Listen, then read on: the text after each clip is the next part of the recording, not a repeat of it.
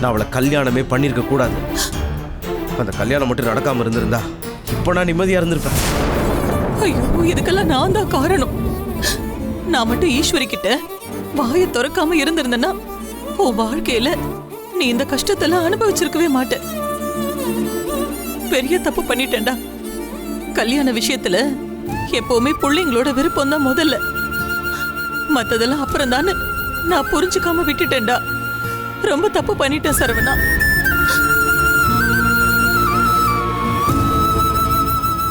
நான் எடுத்த ஒரு தப்பான முடிவால தான் உன் வாழ்க்கை இப்படி நரகம் ஆயிடுச்சேன்னு நினைக்கும் போது எனக்கு ரொம்ப கஷ்டமா இருக்கு சரவணா. என்னால தானே நீ இது எல்லாத்தையும் அனுபவிக்கிற. இதெல்லாம் நடக்கும்னு நான் நினைச்சு கூட பாக்கலையேடா. அம்மாவை மன்னிச்சிரு சரவணா. என்னம்மா நீங்க என்ன பண்றீங்க? இல்லடா. ஏமா இப்பெல்லாம் பண்றீங்க? விடுங்கம்மா, இதான் விதி. இப்படிதான் நடக்கணும்னு இருந்தா அதை நம்ம யாராலையும் மாற்ற முடியாது. ரேணுகா, அம்மாவை கூட்டிட்டு போ. அம்மா கொஞ்சம் அமைதியா இருங்கம்மா. கவலைப்படாதீங்கம்மா, நீங்க போங்க. சரவணா.